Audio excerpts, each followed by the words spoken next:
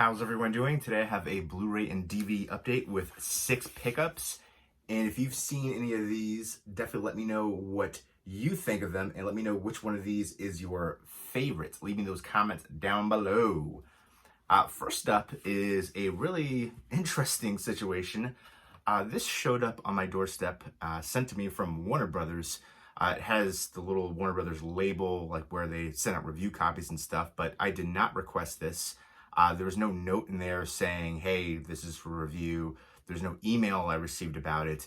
And the person at Warner Brothers that handles like the animated and TV show titles, when I request something from him, I haven't received anything from him in over a year. And usually when I request something, he just kind of like drags me along essentially and just toys with my emotions. I'm requesting something and be like, yeah, we'll send that out to you. A couple weeks later, nothing. I'll email him, no response. Email like another week later, no response.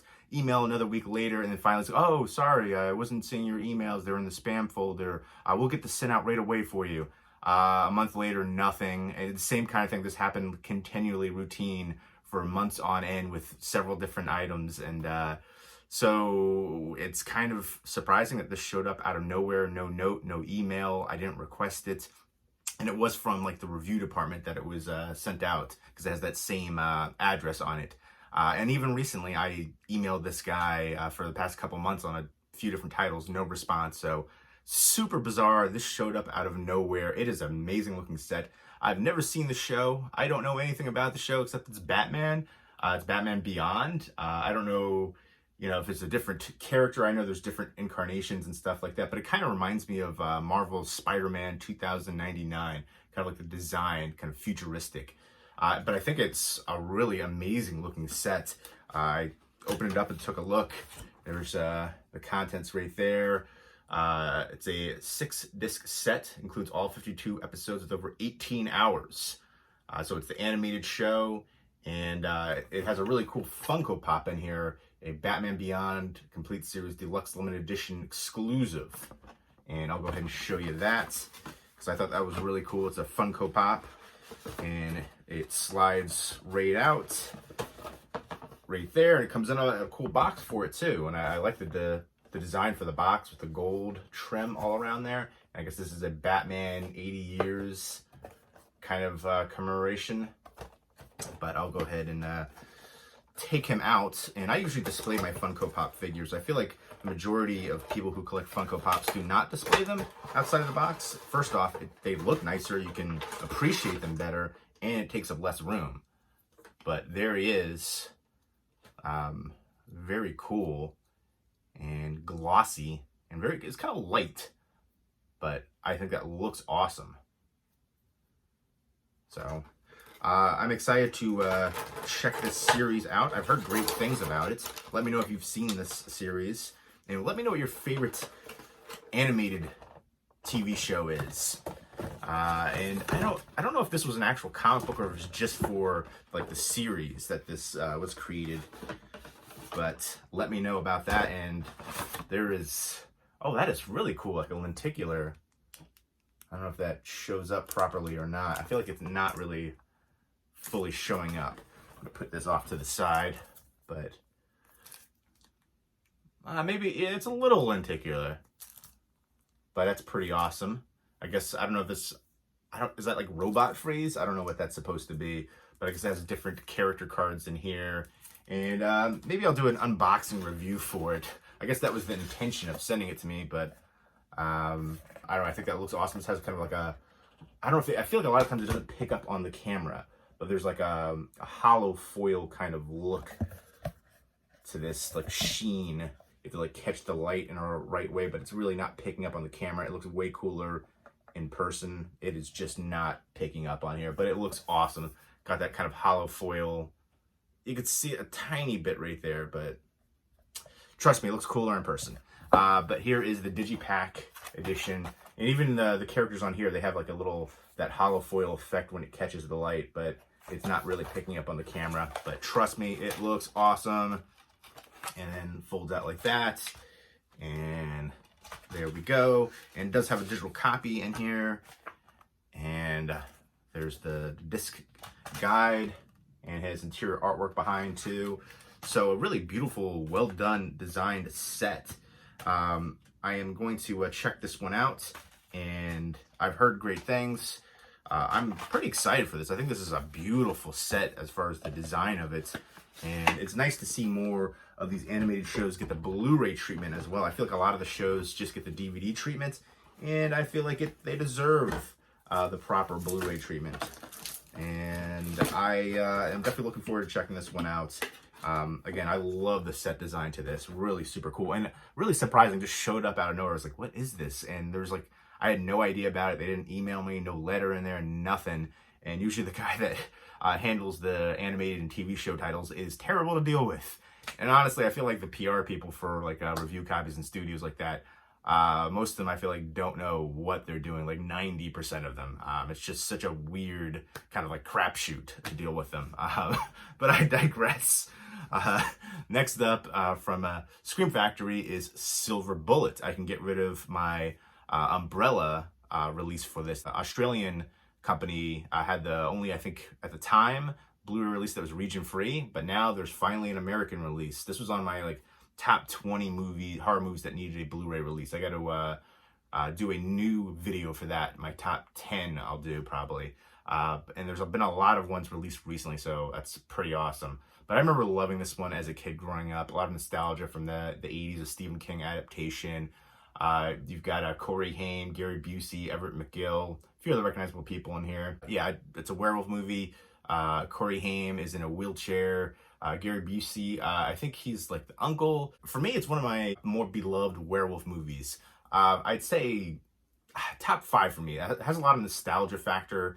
I definitely remember liking it a bit more growing up as a kid, but I still think it holds up decently.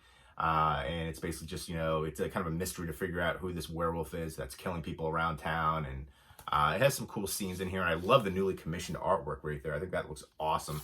And then I reversed the artwork already for the interior. But I love that they have some new special features in here, and then that you can reverse the cover too. There's new audio commentary, new interviews, a bunch of good stuff right there.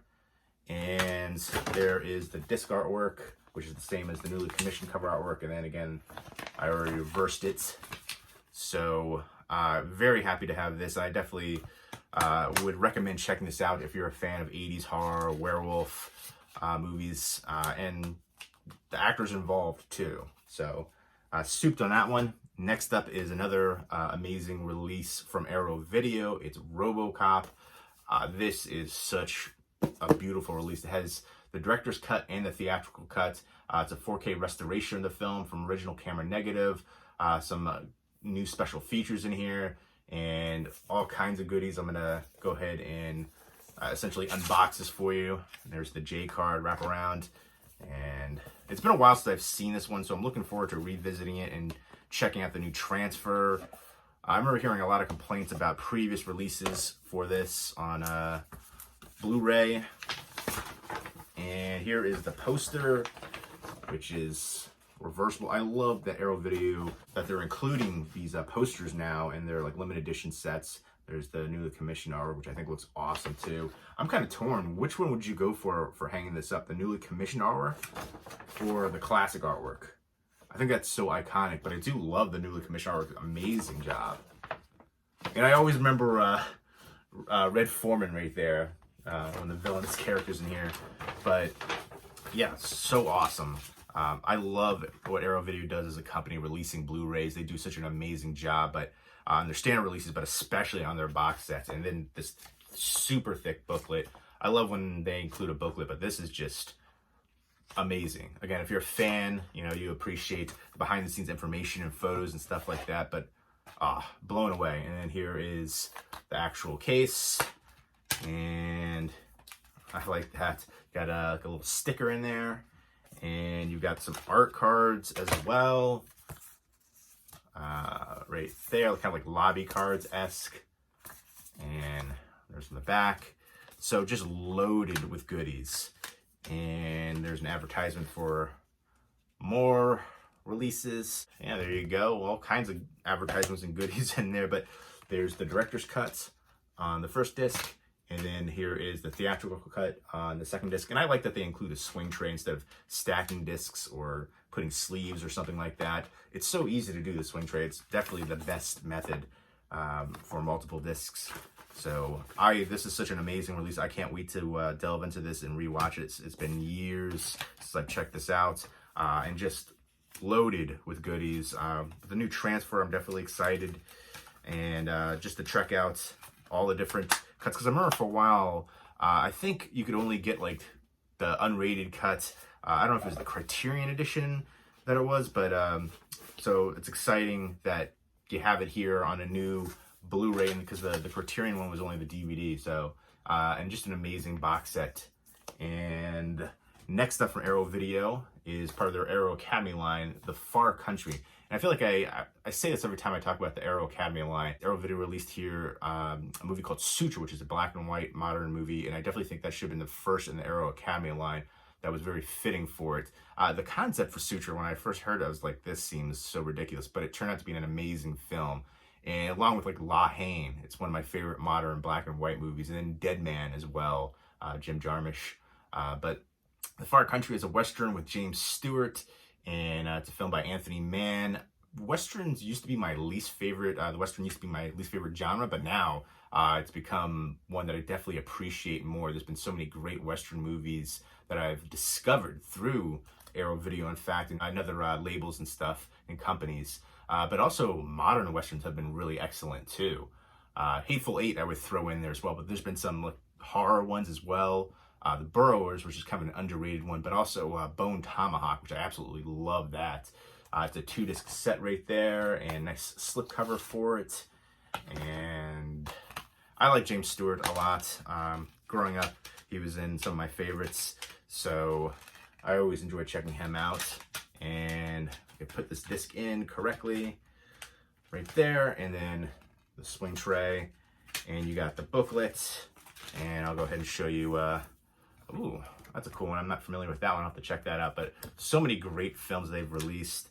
And there he is. And then again, you got the booklet. But I always appreciate when they do that, behind the scenes information and photos. And there is the reversible artwork, which I think looks pretty cool too. I might actually go with that. I kind of like that. You get a little bit more of the romance aspect down there at the bottom. And then, you get the slipcover, so you can kind of do both. I think I'm going to go ahead and switch it up right now.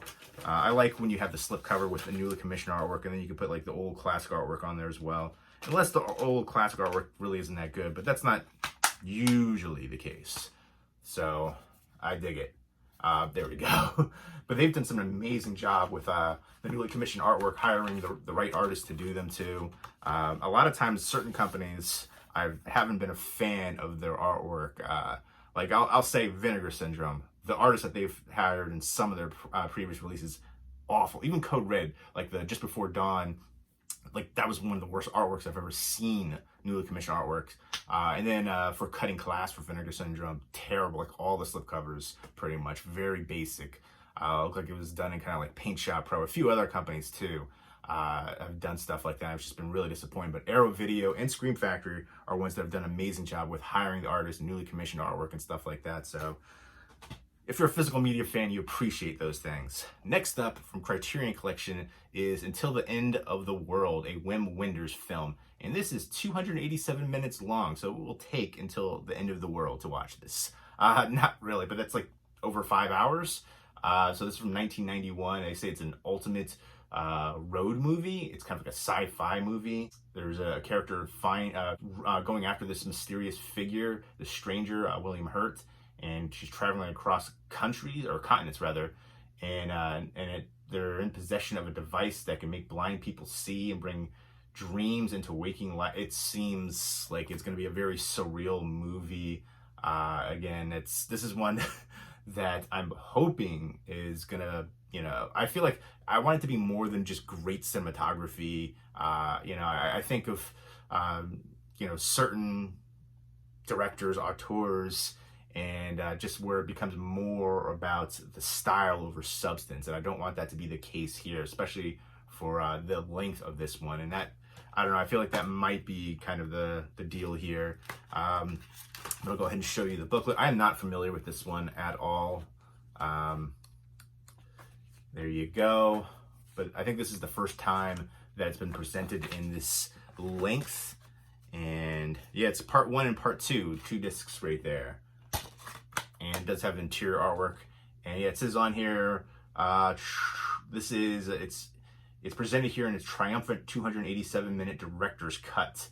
And it says Magnus Opus. It's a cosmic ode to the pleasures and perils of the image and a prescient meditation on cinema's digital future. All right.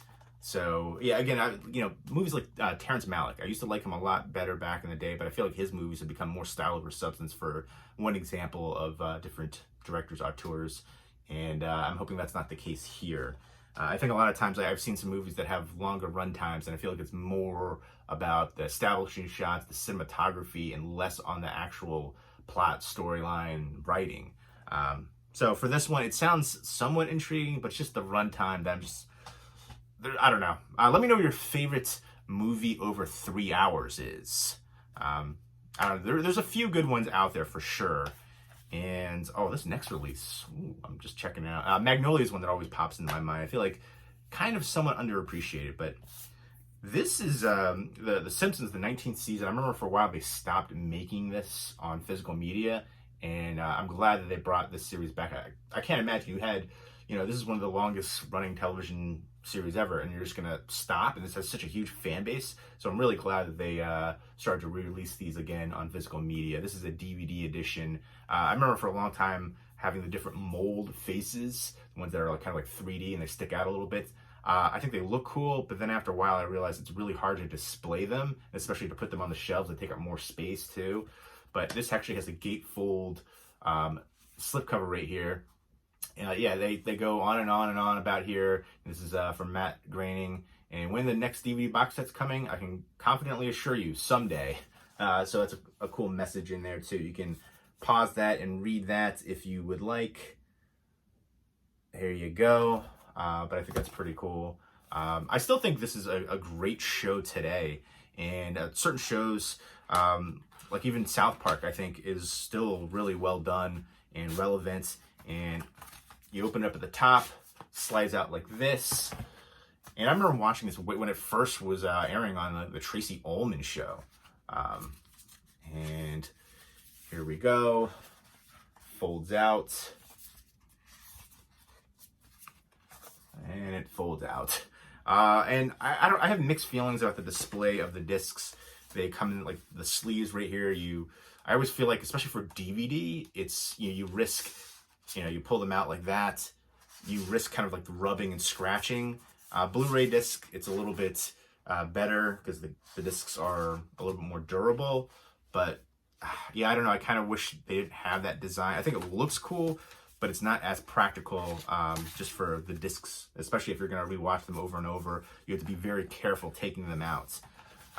So that's just a slight gripe about the packaging, but it looks cool. It's just the practicality that's more important, really. If they can do both, that would be great. And there we go. Beautiful design, though, as far as the packaging. And I like the gatefold opening, the message from Matt Groening. But there you go. Let me know who your favorite Simpsons character is, and if you have a favorite episode, too. So yeah, The Simpsons, the 19th season from Fox. So there you go. Those are all of the Blu-rays and DVDs. Let me know if you've seen any of them, and let me know which one of these is your favorite as well. Leave me those comments down below, and I hope everybody's doing well. Take care.